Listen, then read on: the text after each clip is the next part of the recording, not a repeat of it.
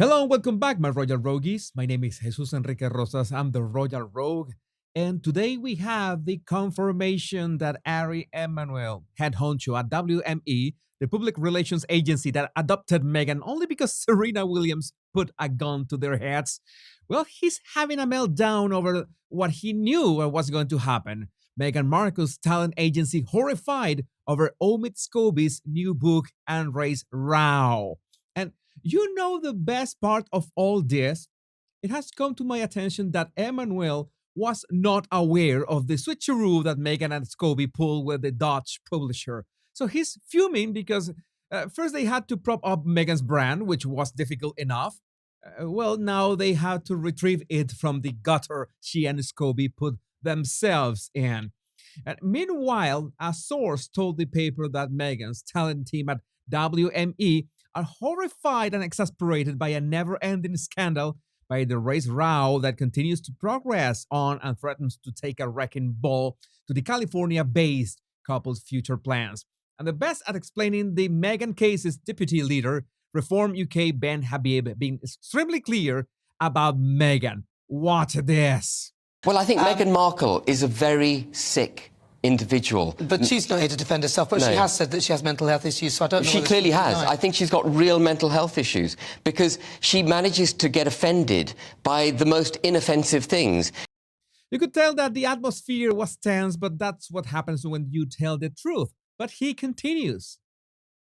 And she was welcomed wholeheartedly into the royal family. The wedding she got was in no way diminished as a result of her being from an ethnic minority or anything like that. She was celebrated, and yet she bit the hand that fed her. And it seems that King Charles and Prince William are ready to act, but maybe not in the way we expect. Mark Jack. More on this today from inside sources. Edits to Harry and Meghan's section plan as part of major royal family website update coincide with other updates. Source says changes not made only to them, their prominence to be lessened in a subtle way and roll into overall changes in new year.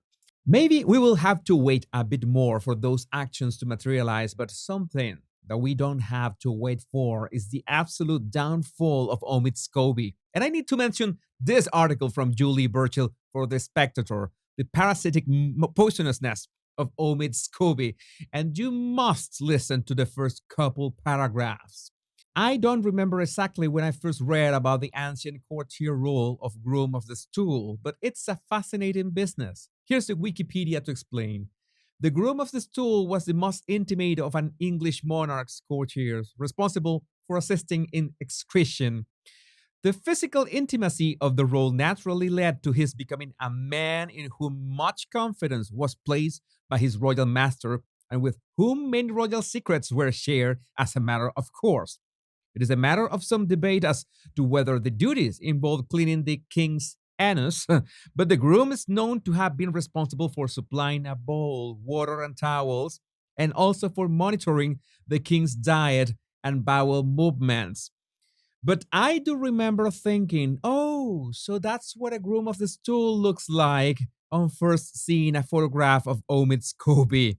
It's hard to imagine after reading his alleged book, Finding Freedom, that anyone has ever fulfilled the fundamental function of groom of the stool as fulsomely as him. Oh my God, this was absolutely savage. That's why I sometimes think that I'm pulling my punches. I must do better. But WME doesn't represent Scobie. They have their hands full with Meghan, and that's why you see magazines like InStyle sharing this BS. 42 beyond chic Meghan Markle looks to add to your inspiration board. No, WME, that's not going to cut it. You know that really works? Memes. And in the world of royal memes, when it comes to who's the best at this game, well, it is me.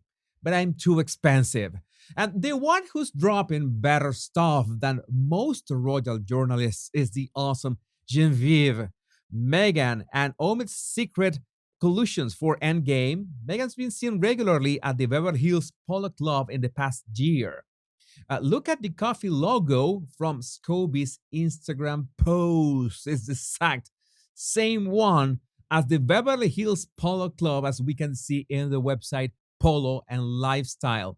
Not to mention that Genevieve did her homework and also shared the reports of Harry and Meghan being seen at the Polo Lounge at the Beverly Hills Hotel and the parking lot Duchess escapades near the Beverly Hills Hotel very, very recently. But it's important to remember that between the hotel and Montecito, there's an hour and a half drive. So if you are going to casually drop by that restaurant, then you will be spending at least 3 hours of your day on the road. And that is without the lovely Los Angeles traffic, of course. And following up on Scobie's downfall, we have this. It has been revealed that Scobie's UK agent did send draft manuscript naming two royal racists to be translated into Dutch, exposing under fire authors' whistle words that he had never submitted a book that had those names in it as Palace Moore's legal action. A source told the Times United Talent Agency had earlier sent a draft version of the book to publisher Sander Gevers, which contained the names. However, a final proof of the 400-page tome was later sent, but it is understood the translator had been working on an earlier draft. And here's a very comprehensive comment that Taz got on one of her videos. As someone who works in publishing as an editor, I guarantee this book went through so many rounds or multiple checks. You get a manuscript in Word format, do your first edit, or in this case, the translation. It goes and gets typeset, usually into InDesign. Then the editor gets it again and edits for any introduced errors on a PDF copy. Those get taken into the native files. Then there's a separate proofreading round done by another person, and then multiple checklists done by the publishing house before final files get sent to the printer. The publisher editor also has checklists for potential problematic things that present legal or territory issues for publication. Since it's a translation, the English version would be already clear legal, so the Dutch only had to translate what was given to them. I also read, though I don't recall the source, that Scobie retained the foreign rights to the book, meaning that it was him and his agent alone who were responsible for supplying the final copy for translation to the foreign publishing houses. It is his fault. And this was shared by Clay Martin on Twitter. In the Welsh Christmas tradition of Mary Lwyd, a horse skull visits your home singing rhymes outside your door. And wholesome pyromaniac answers, that's not even the best part. The person inside needs to sing back with excuses why Lud can't come in. It goes back and forth until one gives up. If the person in the house can't respond, they let Lud in and it gets to raid your pantry and drink all your beer. Oddbrog replies, so you're rap battling a horse skeleton to keep all your alcohol? And here I thought the Welsh had nothing to offer besides consonants. But Rogues, I would love to know what you think about today's video in the comments. My name is Jesus Enrique Rosas. I'm the Royal Rogue, and remember the two most important words: much love and bliss.